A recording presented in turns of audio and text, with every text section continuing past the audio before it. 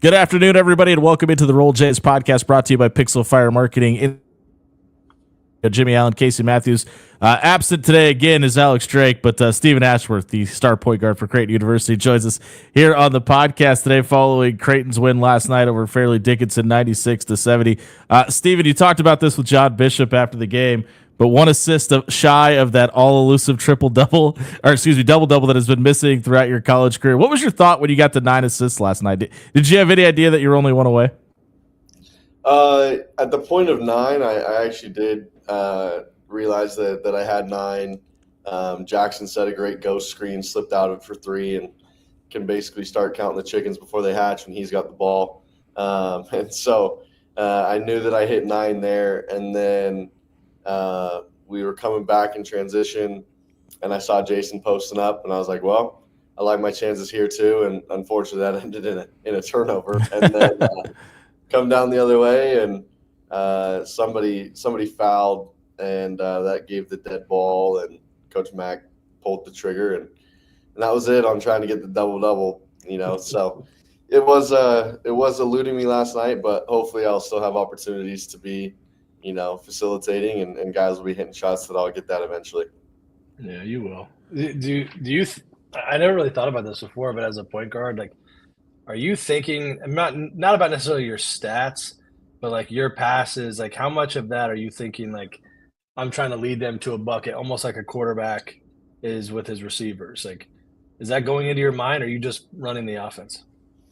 Yeah, I definitely think that similar to a quarterback, like putting your guys in position to where they're going to be most successful, and it's going to be most beneficial to the team. I think you can see that in transition with Jimmie and Neal last night. I felt like, watching the film a little bit as well this morning, just some of those passes were right in stride to where he didn't have to stop, didn't have to think about catching it. He could just catch it and then make his move with the defender that was trying to get back on defense. And so like a quarterback, and also I, as a shooter myself, am very particular about the way the ball is passed to me.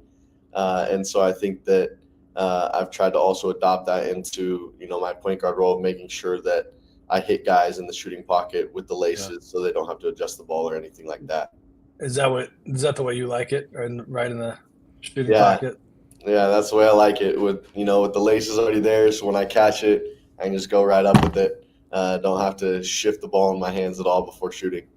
But will you shoot it? Will you shift it and shoot it still, or do you like? I mean, I know your game, but like, if I hit you with I hit you with the pass, it's not with the laces. Well, you're passing it, so yeah, we know it's not with the laces. Well, if listen, I'm a long-time student manager. Okay, that's like true. Passing and rebounding were my life for a while, so I'm hitting you in the pocket. I'm hitting you with the laces.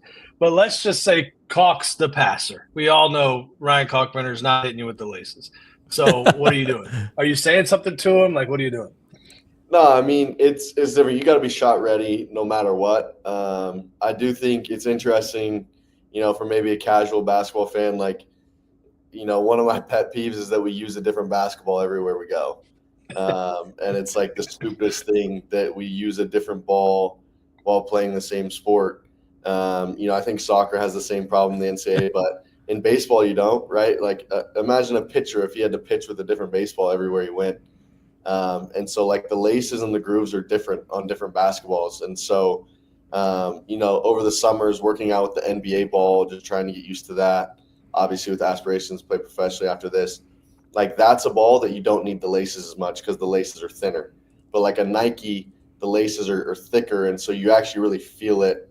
And so, like, I really love having it with the laces so that I can get my, like, last fingertips right in one of the last grooves to get that extra backspin and rotation on the ball, for my shots. So it's you got to be shot ready in a game and shoot it however you're going to get it. But ideally, I'm not shooting it unless I have the laces. Go back a minute ago and walk me through the process. You said, we got to 9 and then we got the turnover and then Mac pulls the trigger and pulls me out of the game.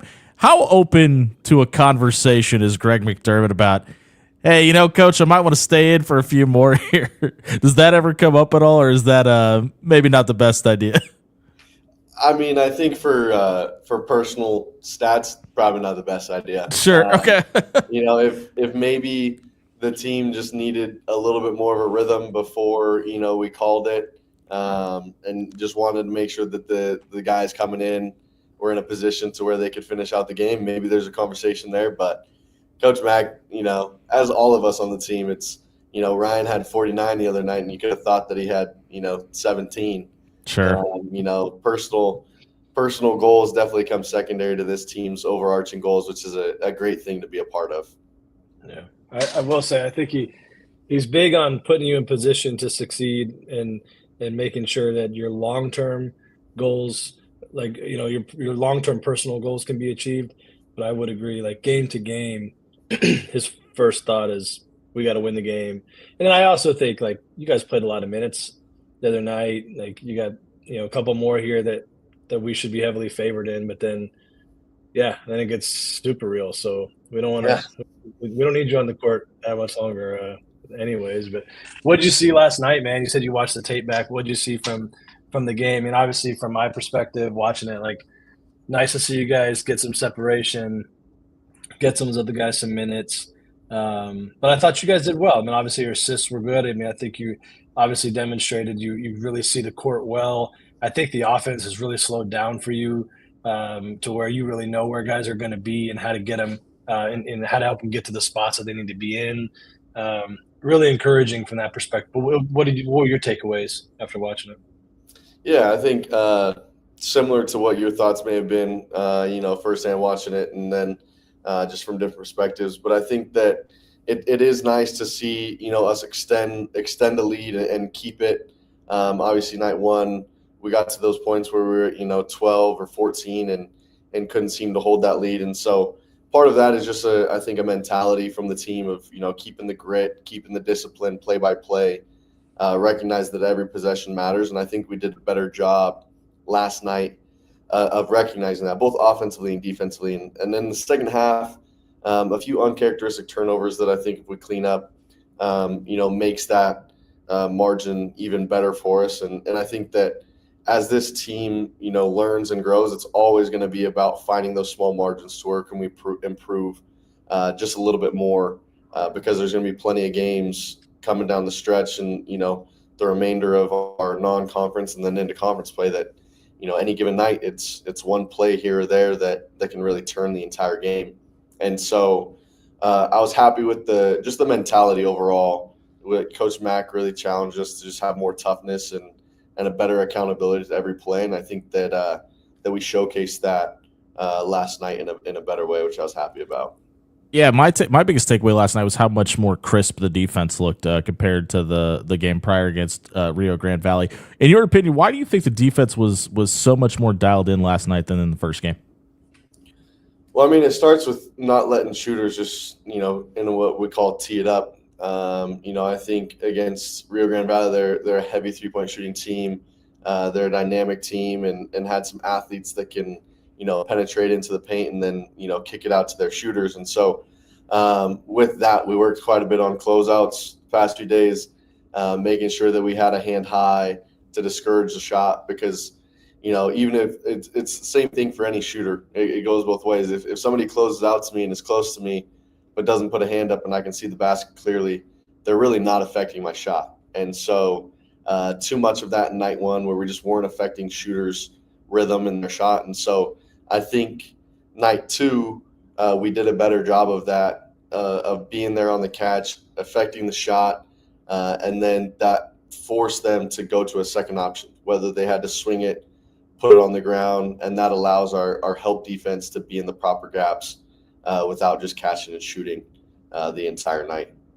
And with talking help defense, obviously you got Pop back on the court, and he looked good. I mean, I think he had a little bit of rust early that had to work through, but I thought he looked really good. I thought you guys looked good together. How do you feel first real game with him? Like, how do you feel like you're gelling? Yeah, I think we're gelling really well. I think we got a good chemistry, on the court and then in the locker room as well. He's just a fun teammate to be around. And I think that our games complement each other really, really well with, the dynamics of, both of us can play on the ball, both of us can play off the ball. We're aggressive, we're fearless. and we love the challenge, whatever the challenge is for that game. And I think we can kind of go after it both together, and we find each other well. I think that we oftentimes are the two that make a lot of the decisions with the ball in our hands. And I find a lot of times where I'm finding him for an open three, or he's finding me, and then he's really good at putting pressure on the rim, whether with its floater or actually getting to the basket, which then I think opens some things up for even Kalk even more, which has been really nice to see. And I'm excited to just see, as he gets even more and more comfortable on both sides of the ball, just how his game is going to, start to flourish as mine did last year. We live in a world where recruiting and NIL is all the topics, and oftentimes jerseys and what we get to wear is a big topic of why kids choose schools. Last night you guys were rocking the powder blues. Do you have a favorite version of the Creighton jersey that you guys wear? That's tough, honestly. I mean, the thing is like I love the powder blue, but then when you start getting sweaty in the game, it starts to show a little bit. And so then it's like it's not as crisp and clean as it looked in warmups. But yeah, the powder blue is just it's a favorite color of mine. I love it, just the way that it pops on the court. One of the best uniforms in college basketball, with the iconic side of our jersey. And all of our jerseys are crisp and clean, but I think that the powder blue has probably a special place in my heart, as everybody else's hearts, for sure. We had a stretch, Steve, before you, where we didn't win in those jerseys, and John, old Johnny boy, thought about nixing them. And, that's John McHugh, for anybody that's wondering, by the way. Yeah, sorry, and we had to talk him out of it. So I was glad that they stuck around. But yeah, you start going through a little bit of a cold streak in a certain color, and it gets dicey. It's like Coach Mack is pretty superstitious with certain things, like his shoes. He'll wear the same for a little bit at least. We were on quite a roll at one point, and he wore the same pair of shoes to every game. So you got to love that kind of stuff. But hey, let's talk a little bit. Don't fix it, right? Dude, 100%, 100%. Yep. I mean, you hear stories about athletes like, they wore the same underwear, or like what was it? Hurley last year wore the same underwear. His wife would have to wash them and hand wash them after every game. I mean, if you're going to win a national championship, yeah, I'd say I might not even wash them. You know what I mean? Like if you're, I mean, you don't wash yours now, right? Yeah, I mean, we didn't need to go into personal details here, but I mean, if you're going to win a national championship. But no, hey, so I love what I saw from Jackson last night. I just love the kid. I think he's going to be such a stud. And then when you look at production at certain positions on the court, like ultimately that's going to be a huge deciding factor of who plays and who doesn't. So when you look at that spot right now and this offense, like what does Jackson give that maybe the other guys don't, and not necessarily in a negative way because they're different players. But then talk to us about like Jackson versus Jace versus IT in those positions, and like what do you get? Because there is some depth there, and how do you think that's playing out? Yeah, I mean, honestly, I think it's a great thing that we have depth there at that position, and in the way too that Jackson and Jason are probably a little bit more capable of also sliding to the three if we needed to just provide different lineups. If we have IT, Mace, Jace, and Jackson all, in that kind of four spot, to have some of them be able to, stretch the floor in ways that they can play as a three. And then Jackson's also, he's really great with the ball. You see it a little bit with just his handle is tight and crisp, and he understands how to make reads and plays. And I think that's only gonna become even better as he gets more and more comfortable and associated just with our system and with the reads he can make. And then at the same time, it's when it comes down to production, it's on both sides of the floor. And Coach Mack has talked about that with all of us, of where even after night one, like we got to be better defensively. And I remember my freshman year of college basketball, similar to Jackson. My offensive efficiency was up there with the best as Jackson's is, right? You see him there's not a shot that he's not capable of knocking down, and there's probably not a shot like myself that he doesn't love to shoot on the court, and that's something that you want out of a position like that, because you see it with the spacing he provides, similar to IT and Mason as well around the perimeter. You see just what that does to the offense, and then I think that Jason's been great for us with just the energy he brings. His voice has gotten so much better this offseason. He's become a real leader for this team, and I think that he just provides some of those things, whether it's defensively, rebounding.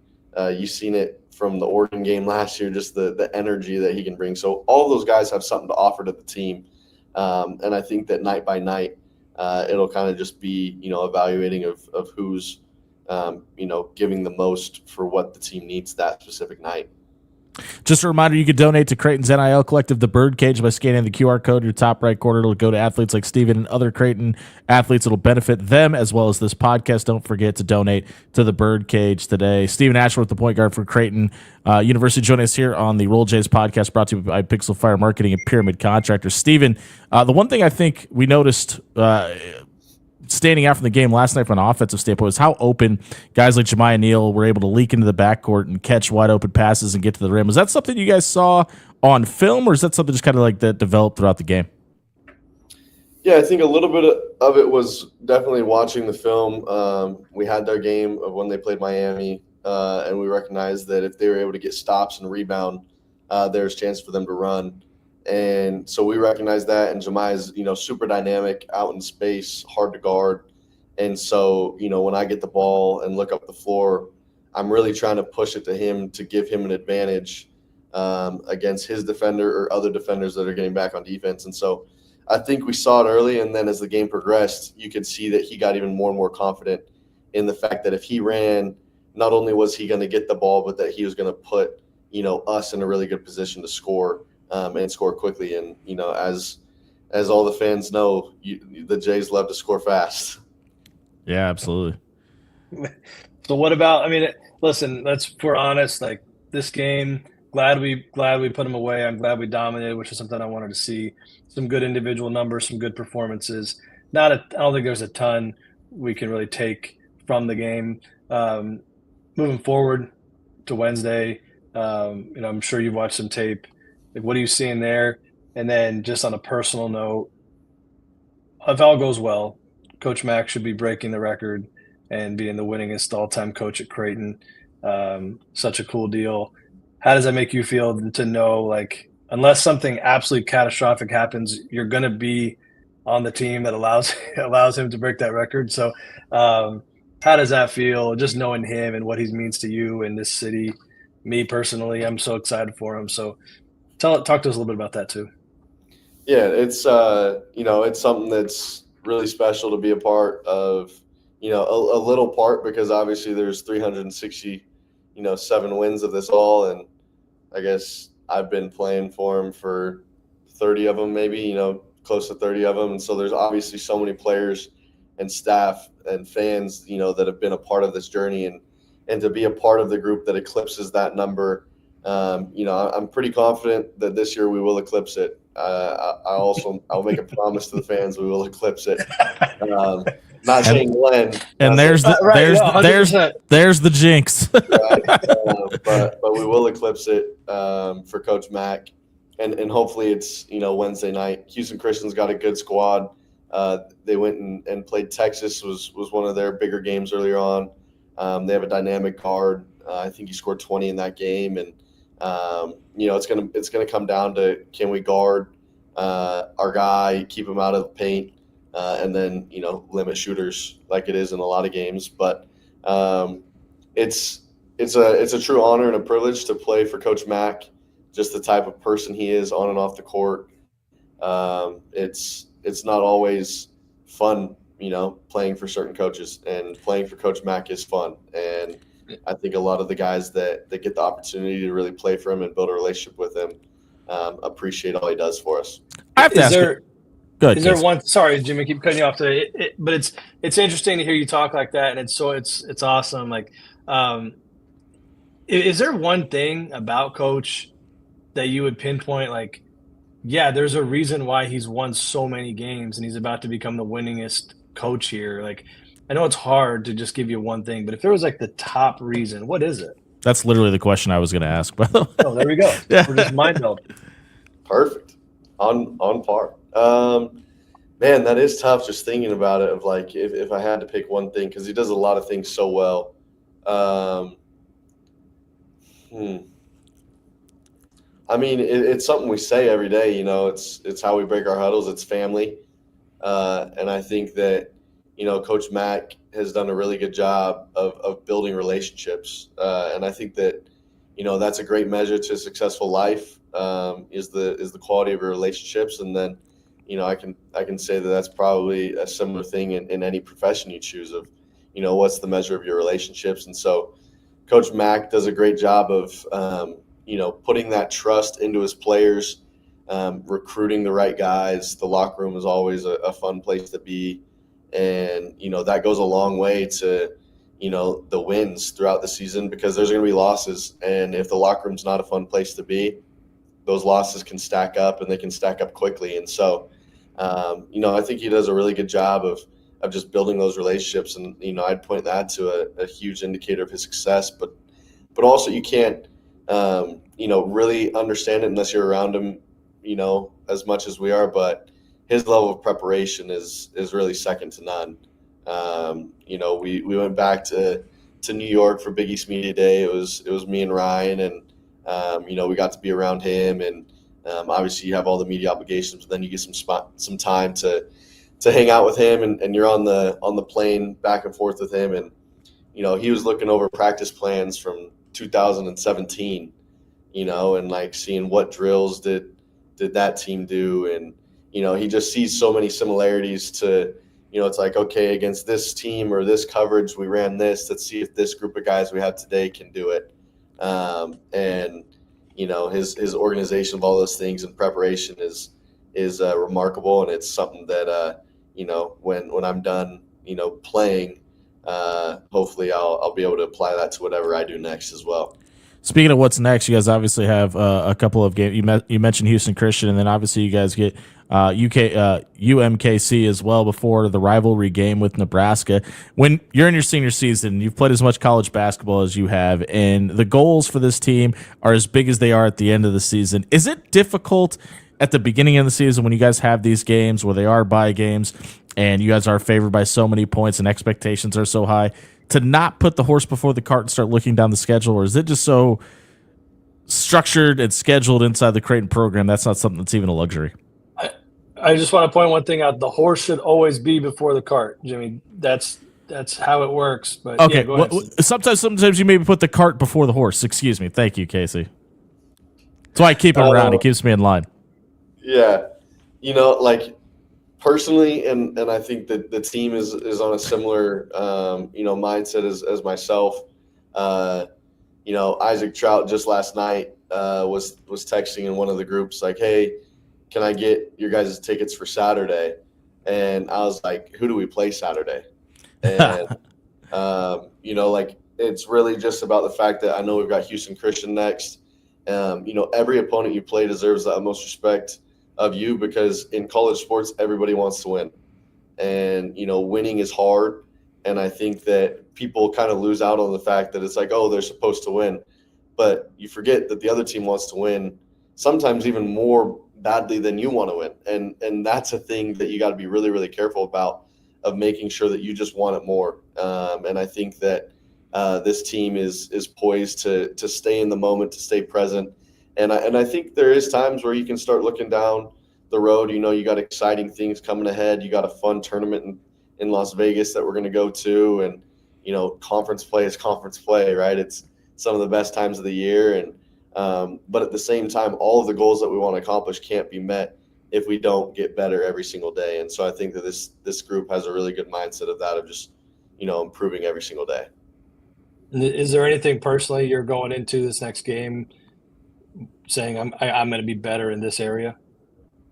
Yeah, I mean, I think that defensively, I'm just trying to make sure that I'm, you know, as poised as possible and prepared as possible with all the different matchups that I could be guarding, and really kind of setting a standard for myself of how I want to be defensively throughout the whole season.